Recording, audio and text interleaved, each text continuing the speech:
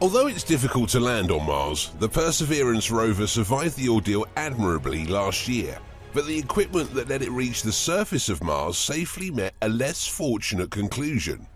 The aftermath of the nerve-wracking landing is seen in new overhead photos from NASA's Ingenuity helicopter.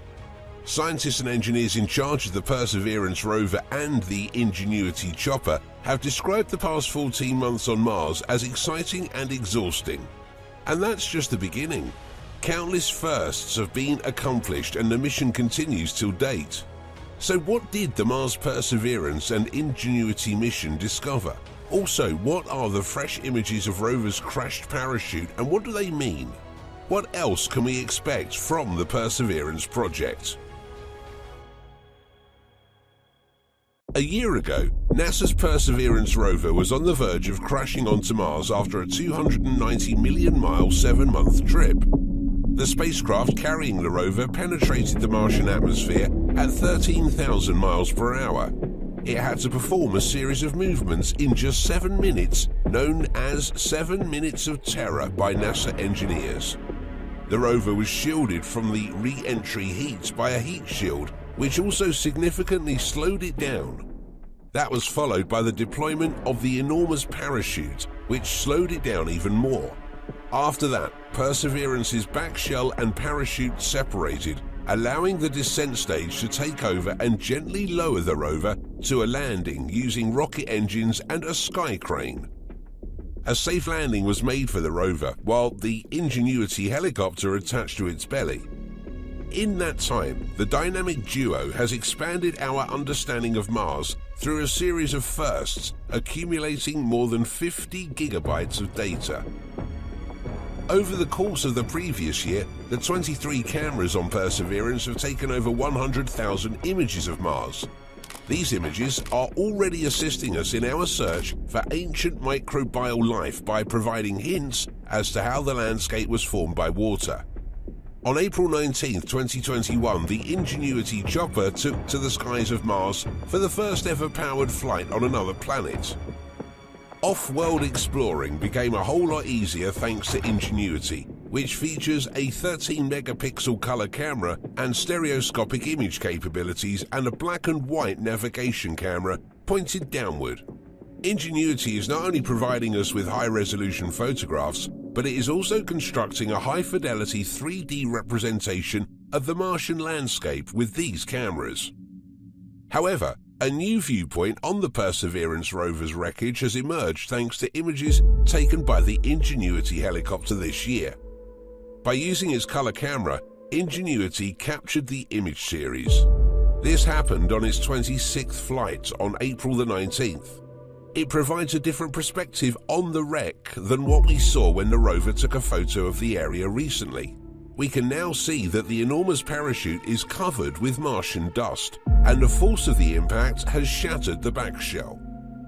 Although the parachute canopy looks to be undamaged, JPL says it will need further investigation to completely comprehend the helicopter images.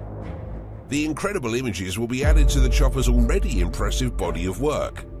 Even though it was a risky technology demonstration, it logged the first powered and controlled flight on another planet.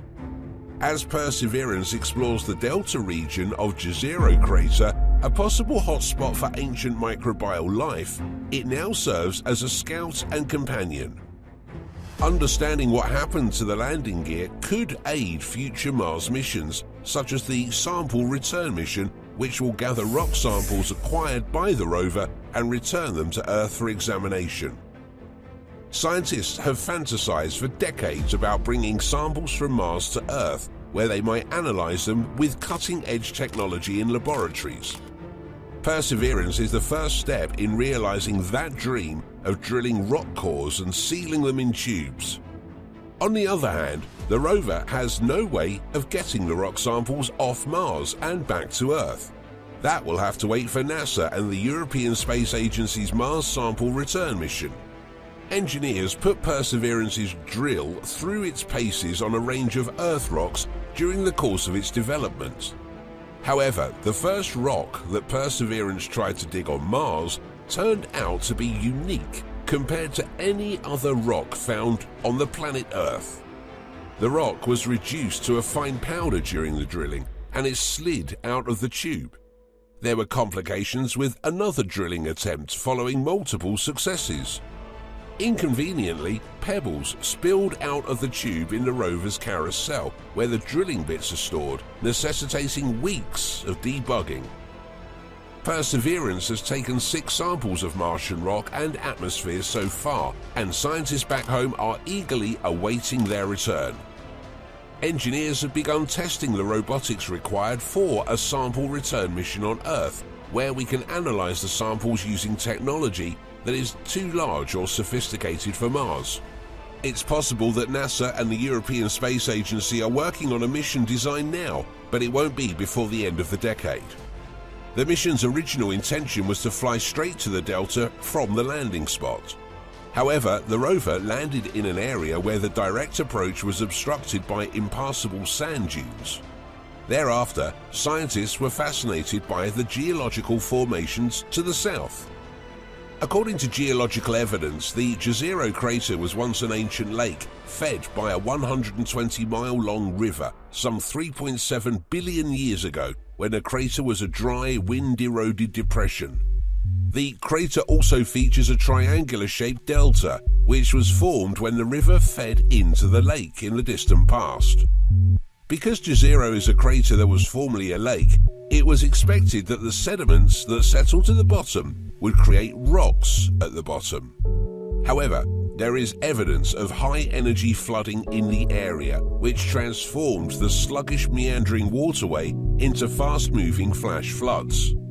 These floods were strong enough to carry enormous boulders downstream before depositing them in the lakebed, maybe as a result of a significant change in the climate. Scientists hope to look for evidence of ancient aquatic life in the underlying layers of the landing area now that they know it was originally a lake. We now have the opportunity to look for fossils, says Tanya Bozak, an MIT professor of geobiology who was part of the project. It will take some time to get the rocks that we really hope to sample for signs of life. So it's a marathon with a lot of potentials. But Perseverance isn't the only one making waves. The Mars Reconnaissance Orbiter discovered that water flowed on Mars for a longer time than previously imagined, and they published their findings in the journal AGU Advances.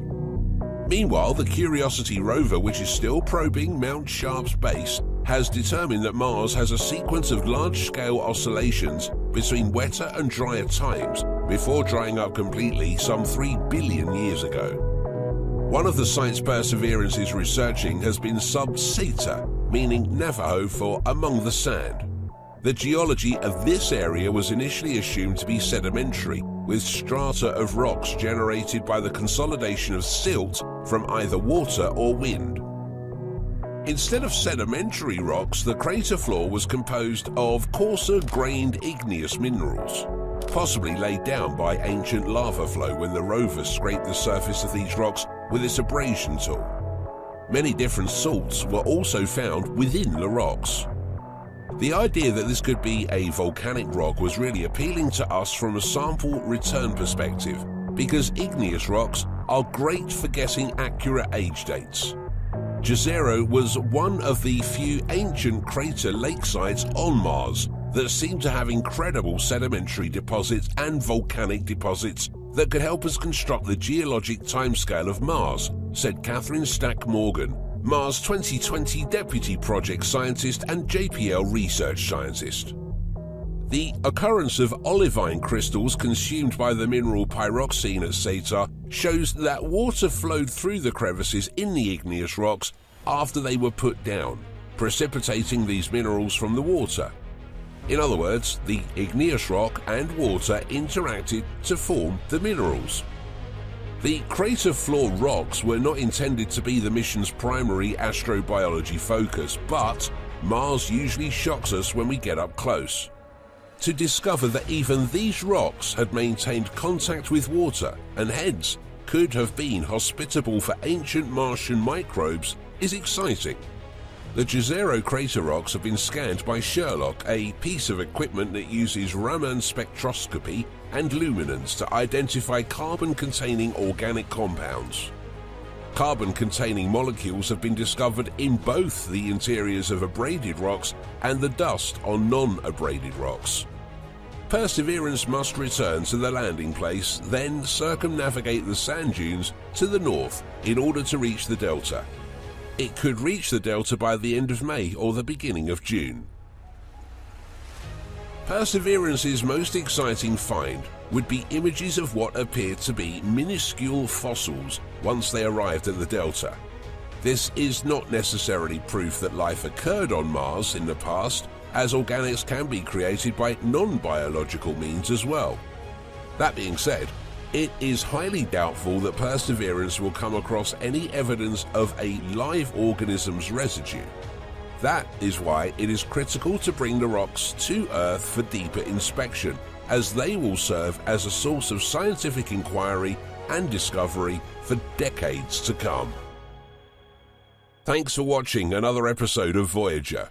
While you're still here, make sure to click the video on your screen for more high-quality content.